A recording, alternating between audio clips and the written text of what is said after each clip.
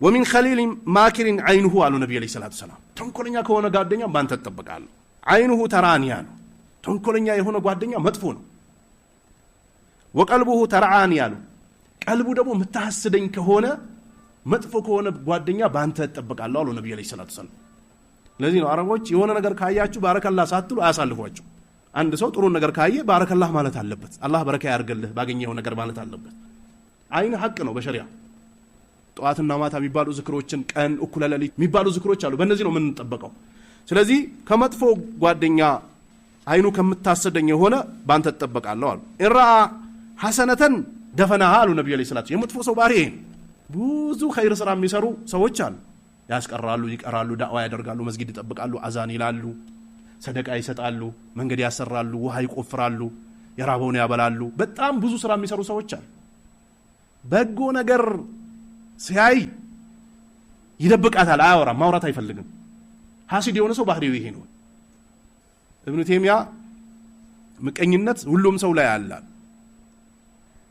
ሸረኛ የሆነ ሰው ግልጽ ተወጣበታለች ይላል ሙስሊም የሆነ ሰው ዋጥ ያድርጋትና በዝክር ስርዓት ያስይዛታል ይላል መጥፎ የሆነ ጓደኛ ጥሩ ነገር ሲያይ ደፈናሃ አሉ ነብዩ አለይሂ ሰላቱ ሰላም ይደብቃታል ወይዛራ ሰይአተን አዳዓሃ አሉ ነብዩ መጥፎን ነገር ሲያይ በቃ ያስተጋባታል አሉ የአላህ ነብዩ አለይሂ ሰላቱ ሰላም ይሄ የግል ጉዳይ ሲሆን ማስተጋባት አይቻልም ነብዩ አለይሂ ሰላቱ ሰላም ያንድን ሙእሚን አይብ ተከታትሎ እፋ አያወጣም አላህ አይቡን ተከታትሎ አልጋው ላይ እንኳን ቢሆን ያዋርደዋል አሉ ነብዩ አለይሂ ሰላቱ ሰላም ይሄ በግል ጉዳይ ሰዎችን ኮቴ ለኮቴ ተከታትሎ አይባቸውን አደባባይ ላይ ማውጣት አይቻልም በዲን የሚያጠፉ ሰዎችን ማውገዝ አይቻልም ማለት አይደለም ይሄ ሌላ ባብ ነው አታ በዲን ያጠፉ ሰዎች ያጠፉት ጥፋት ነው የሚገለጸው በዚህ በኩል የአላህን ዲን በዚህ በኩል የነብዩን ዲን በዚህ በኩል የሰሃቦችን አካይ ተቃርነዋል ተብሎ የተቃረኑበት ነገር ነው ለህዝብ የሚነገረው ያም የሚመጣው መፍሰዳ ብዙ ስለሆነ የከፋ ስለሆነ ዲንን ስለሚያበላሽ አማ አንድ ሰው አንድን ሰው ስለሚጠራው በዲንም አስታኮ ዲንን ሽፋን አድርጎ የውስጥ ምስጥሩን የቤቱን ጉዳይ የሚስቱን ጉዳይ አውጥቶ አደባባይ ላይ የሚበትን ከሆነ ያቺን ነገር ይቀምሳታል አሉ ነብዩ አለይሂ ሰላቱ ሰላም ሙብተዲ የሆነ ሰው በአላህ ዲን ላይ የሚቀጥፍና የሚጨምር ሰው ከሆነ አሊሞች ይህን ሰው ይመከራሉ እምቢ ካላቸው ለህዝብ ያስጠነቅቃሉ ለምን መስጊድን እንዳያዘጋ መድረሳን እንዳያዘጋ ነብዩ የለብፉበትን ዲን እንዳያበላሽ ይፋ ያደርጋሉ አማ ዝም ብሎ ውስጥ ለውስጥ የሙስሊሞችን አይብ አደባባይ ላይ ማውጣት የተከለከለ ነው ምሳሌ ሸሪዓ ባለበት ሀገር ዝሙት የሰራ አካል መስፈርቶቹ ከተሟሉ ያገባ ከሆነ ተቀጥቅጦ ይገደላል ያ ለሱ ከፋራ ነው የሚሆንለት አንድ ሰሃቢ ዝሙት ሰርቻለሁ እርምጃ ወሰዱብኝ ስትላቸው ነብዩ አጣሩ ጤነኛ ነች ጤነኛ አይደለችም አጣርቶ እውነት ሆነ خلاص ወዷ ላይ ልጅ ነበርና ሂደሽ ወልደሽ ስጨርሺ ነይ አሏት ነብዩ አለይሂ ሰላቱ ሰላም ሂዳ ወልዳ በቃለች ልጁ ምግብ ይጀምራሉ ነብዩ አለይሂ ሰላቱ ሰላም አንድ ነፍስ ባጠፋው ሌላኛው ነፍስ መጥፋት የለበትም ልጁ ምግብ ሲጀምር መጣችና ነብዩ አለይሂ ሰላቱ ሰላም ተቀጥቅጣ እንድትገደል አደረጉና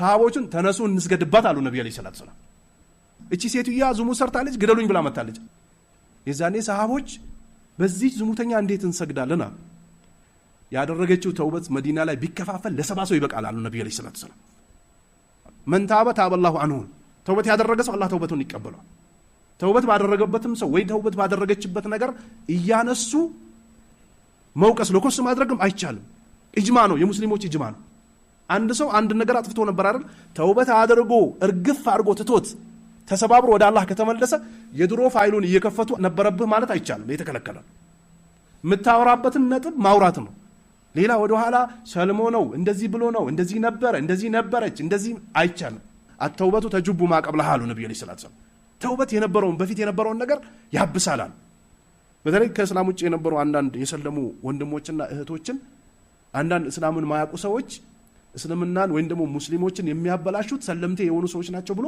የሚናገሩ ደፍሮ የሚናገሩ ሰዎች አሉ አብዛኛው ሰሃቦች እኮ ከእስላም ውጭ የነበሩ እኮ ሰልሞ ገብቶ እኮ ነው ከነብዩ ጎን የቆሙት እዚህ ያለውን አጠገብ ያለው የጠላሃውን ሰው ስተች ማንን እየተቸ መሆኑ ቼክ አድርግ ሰልሞ ገባ ሰልማ ከገባች ከዛ በፊት ያነበረው ነገር ታጥቧል በቃ ጠፍቷል አልኢስላሙ የጅቡ ማቀብለው አሉ ነብዩ አለይሂ ሰላቱ ሰላም እስልምና በፊት የነበረው ነገር አክስሞታል አሉ በቃ ጠፍቷል ከዝሙቱ ከሌብነቱ ከውሸት ከመናገሩ በላይ በአላህ ላይ ያጋራ ነበር የሰውዬ ይሄን በአላህ ላይ ማጋራቱን ትቶ ወደ እስላም ሲገባ ሁሉ ነገር ይታበሰለታል ስለዚህ ያለፈውን ነገር አንስቶ መናገር አይቻልም።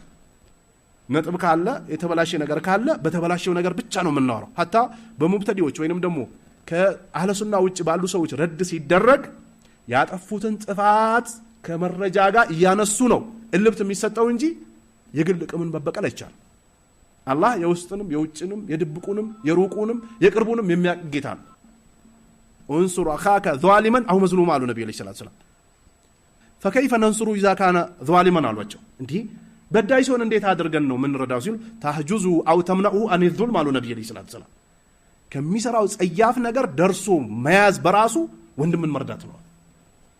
የሆነ ወንድምህ የሆነ ጓደኛ እየሳተ ካየኸው ሂደህ ማስቆም አለበት ከቻልክ።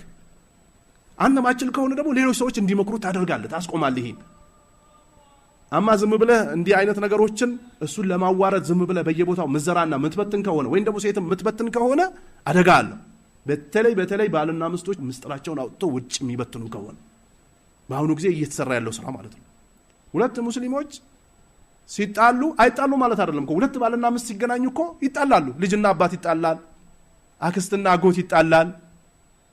ግን ባልና ሚስቶች ሲጣሉ አላህና ነብዩ ላመጹ ለሚዲያ ሰዎች ወስዶ ለንግድ ባሌ እንደዚህ ያደረገኝ፣ ምስቴ እንደዚህ ያደረገችኝ፣ የምስቴ ቤተሰቦች እንደዚህ ያደረጉኝ፣ የባሌ ቤተሰቦች እንደዚህ ያደረጉኝ ያሉ ሚዲያ ላይ ወጥቶ የሚያወሩ ሰዎች አሉ። ይሄ አደብ አይደለም። አላህ ቁርአን ላይ وإن خفتم شقاق بينهما فابعثوا حكما من أهله وحكما من أهلها إن يريدا إصلاحا يوفق الله بينهما إن الله كان عليما خبيرا. حكما من أهله وحكما من أهلها يونا نجر ችግር ሲፈጠር ከሷ የተወሰነ አካል ከሱም የተወሰነ አካል ይግባበታል። ባዳ ሰው ራሱ ዘሎ መግባት የለበት።